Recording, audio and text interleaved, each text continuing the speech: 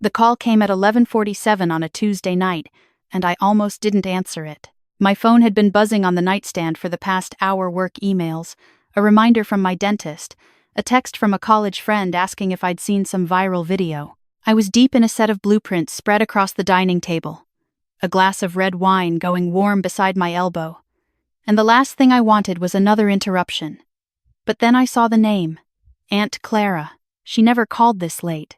I pressed the phone to my ear and said her name, and the first thing I heard was silence.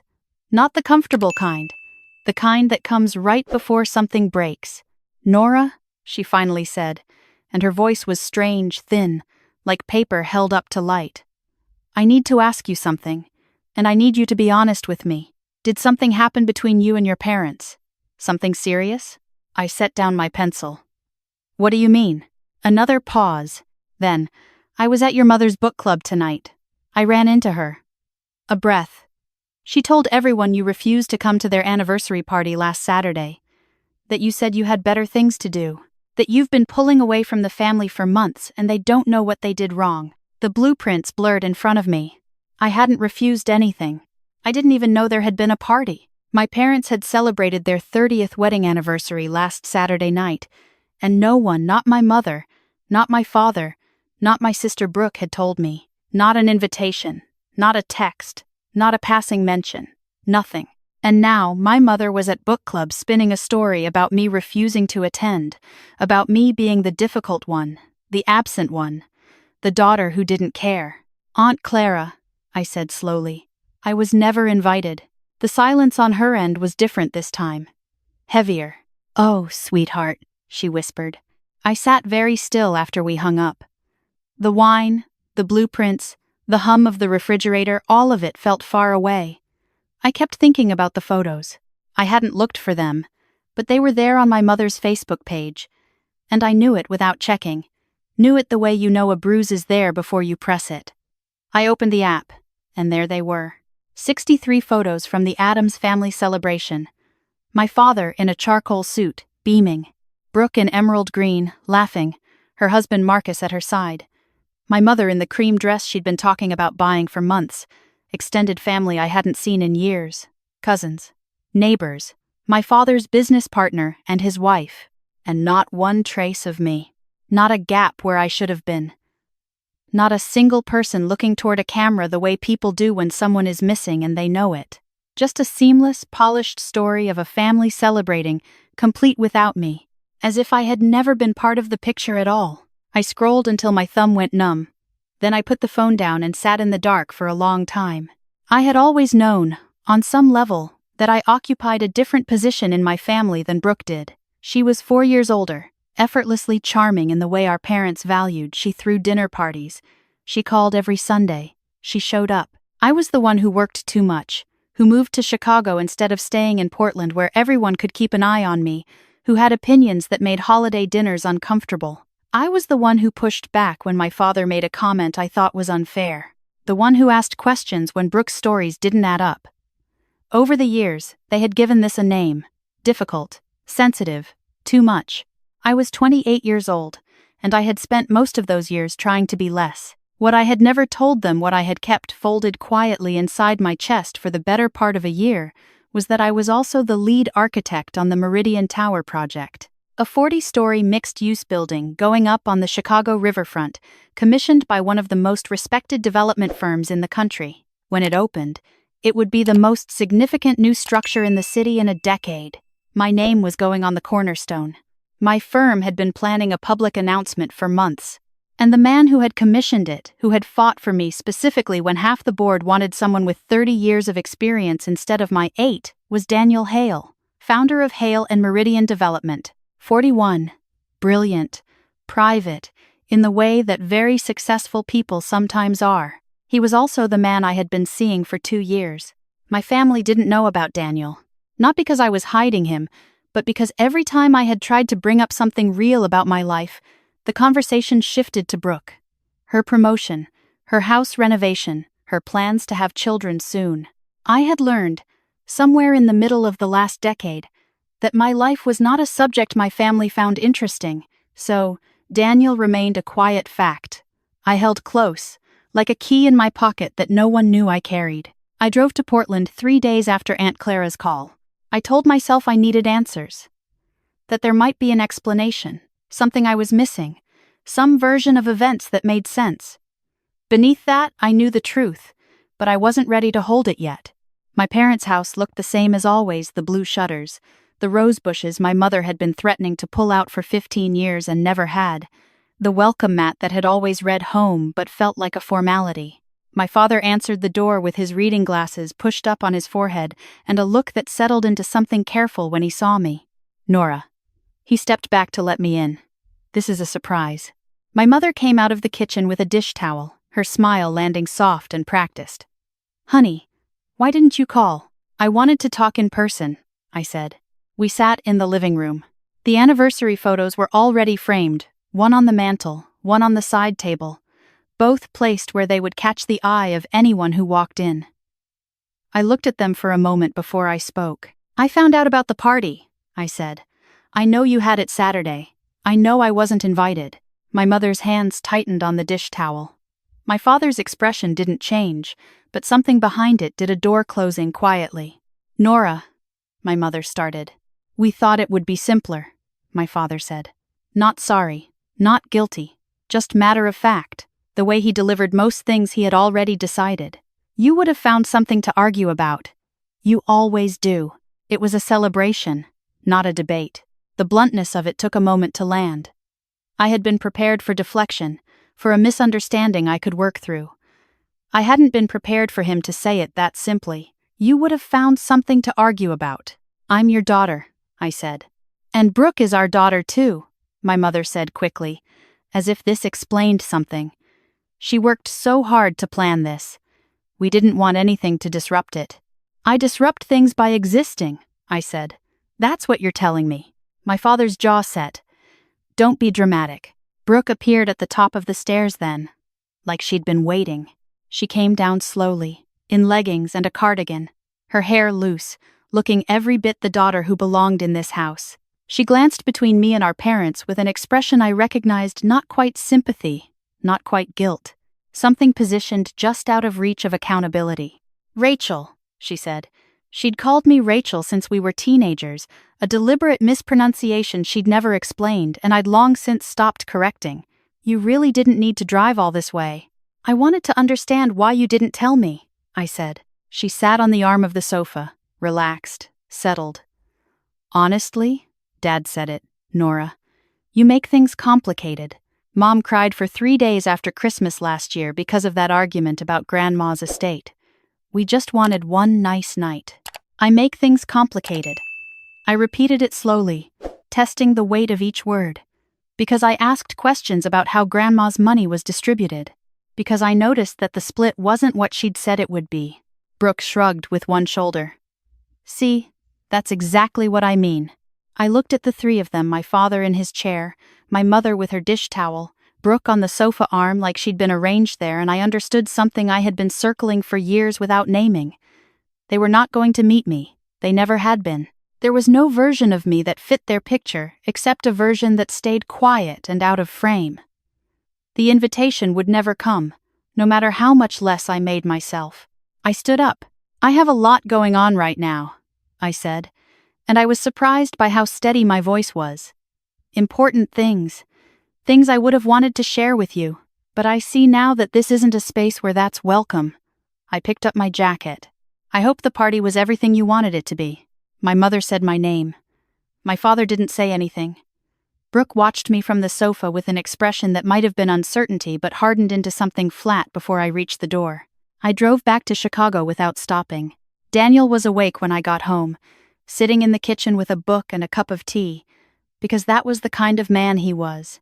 He looked up when he heard my key in the lock and read my face in the way he had gotten very good at not asking too many questions at once, not rushing toward the thing I wasn't ready to say. He simply moved his book and made space. I told him all of it. The party, the photos, the living room, Brooke on the sofa arm, all of it. He listened the way good people listen, without planning his response while I was still speaking. When I finished, the kitchen was quiet except for the hum of the refrigerator. They don't know what they're missing, he said finally. And I mean that in the most literal way possible. They have no idea who you are. I laughed a little, unexpectedly. No, they really don't. He reached across the table and covered my hand with his. Then let them find out. I blocked my parents' numbers the next morning. And Brooks. I did it cleanly, without ceremony. The way you remove a splinter briefly, painful. Then relief. I had asked myself, driving back from Portland, why I hadn't done it sooner. The honest answer was that some part of me had kept hoping that the next visit would be different, the next holiday, the next year, that I would stop being too much and they would start seeing enough. I put my phone in my bag and went to work. The Meridian project was entering its final phase. I had been living inside this building for 3 years. The concept, the proposal, the redesign after the first structural review. The 16-hour days when the permits nearly fell through. When I walked the site now and looked up at the steel frame rising above the river, something happened in my chest that I didn't have a word for. It was mine in the way that very few things had ever been mine. The announcement was scheduled for April. A press event at the site, the mayor attending, coverage across every major architecture and city development outlet in the country. Daniel's team had been coordinating it for months. My name would be attached to the project publicly for the first time. 3 weeks before the announcement, my mother found a workaround for the blocked number. She emailed, "Nora, I don't know why you've gone silent on us, but it's been 6 weeks and your father and I are worried. Brooke says you seemed upset when you left. Whatever we did, we want to talk about it. Please call." I read it once. I didn't respond. A week later, another one. "Nora, this is hurtful. We are your family." And then 3 days after that, the one that told me the mask had slipped. "I don't understand why you're doing this to us. After everything we've done for you, your sister would never treat us this way." There it was, the comparison, arriving on schedule. I forwarded the emails to my own folder and archived them. Then I went back to work. Aunt Clara called the week before the announcement. She'd heard from my mother that I had gone off the grid, which was apparently how the family was describing me, blocking 4 phone numbers and declining to attend a party I hadn't been invited to. I told her the whole story, from the beginning, the way I hadn't before. She was quiet for a long time. "I've watched this happen for 30 years, she said. I didn't say enough. "I'm sorry for that." "You don't have to be sorry," I told her. "I want to be at that announcement," she said. "Whatever it is you're about to do, I want to be there to see it." So I put her on the list. The morning of the press event, Chicago was doing what Chicago does in April, threatening rain but holding off. The sky a specific shade of silver that made the river look like hammered steel. I stood in front of the mirror in my apartment and barely recognized the person looking back. Not because I looked different, because I looked, for the first time in a long time, like I was exactly where I was supposed to be. Daniel straightened my collar and said, "You built this." "We built this," I said. He shook his head. "I funded it. You built it." The site was full by the time we arrived. Journalists, city officials, representatives from the architecture board, members of the firm, investors, cameras. The mayor shook my hand and told me the city was lucky to have me. I said something appropriate and stood at the podium and looked out at all of it, the steel and glass rising behind me, the river below, the people who had showed up and spoke about what the building was meant to be. Not just glass and structure, but something that belonged to the city. Something built to last. The applause afterward felt different from anything I'd experienced in a boardroom or a presentation. Real, somehow. Like it was landing somewhere it was meant to land. Aunt Clara found me in the crowd and pulled me into a hug that went on long enough that I had to blink hard when she let go. "Your grandmother would have been so proud," she said. "And I'm saying this on the record so you can't argue with me." I was laughing when my phone lit up. An unknown number. I let it go. Then another. And another. And then a voicemail notification from a number I didn't recognize, but the area code told me everything Portland.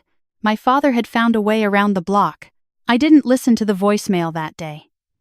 I stayed at the site until the last journalist left, and the sky finally made good on its threat and let the rain down. I stood under an umbrella with Daniel and looked up at the building, and the rain ran down the glass panels in long silver lines.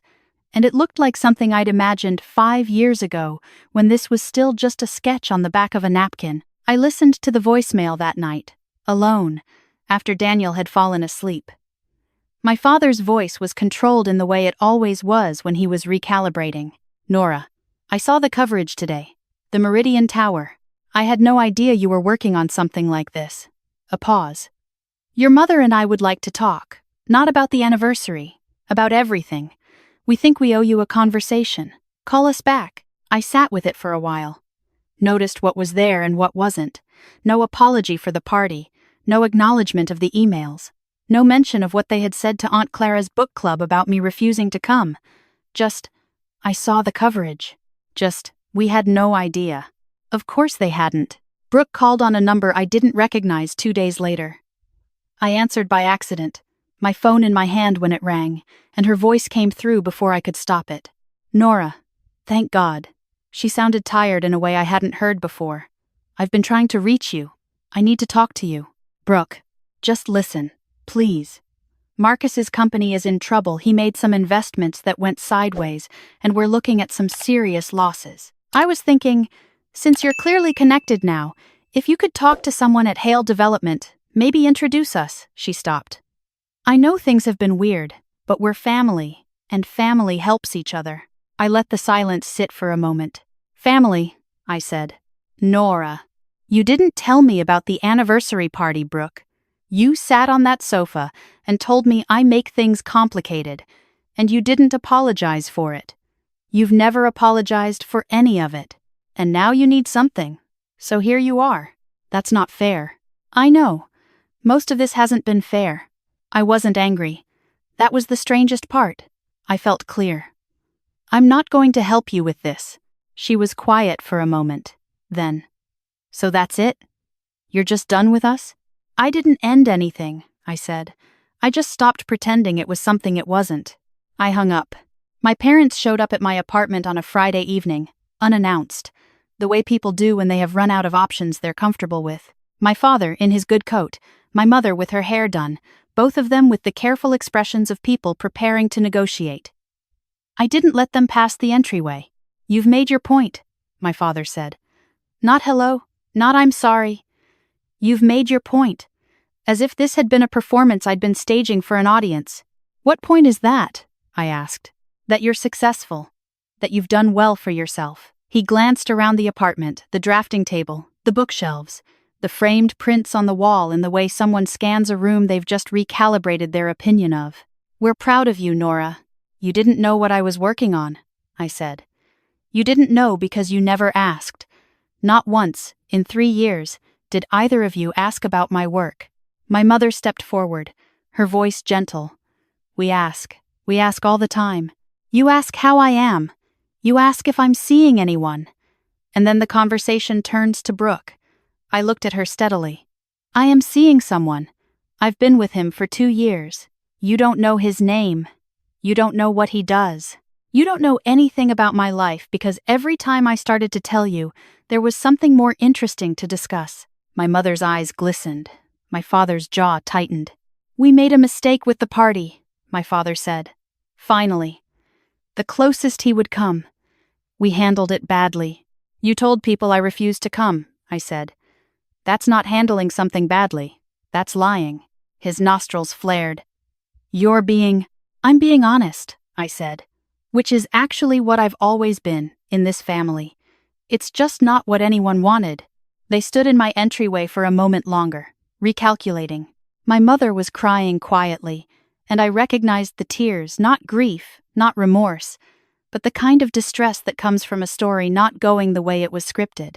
My father looked at me with an expression I had seen many times, waiting for me to soften, to step back, to do what I had always done. Fill the silence, make it easier, become a little less myself so they could be a little more comfortable. I didn't move. I'm not angry at you, I said finally. I'm not doing this to hurt you. I'm doing this because I deserve better than what we've had. And I think, somewhere, you know that. My father started to say something. I shook my head. I think you should go, I said. When and if I'm ready to have a different kind of conversation, I'll reach out. I closed the door and stood there in the quiet of my apartment, my back against the wood, the city humming 14 floors below. It was the first time in my life I had closed a door on my parents, And what I felt was not guilt. It was not relief, exactly. It was something quieter than both, a kind of settling, like a structure finding its foundation. Daniel was in the kitchen when I turned around. He didn't ask what had happened. He just said, "Tea?" I said yes.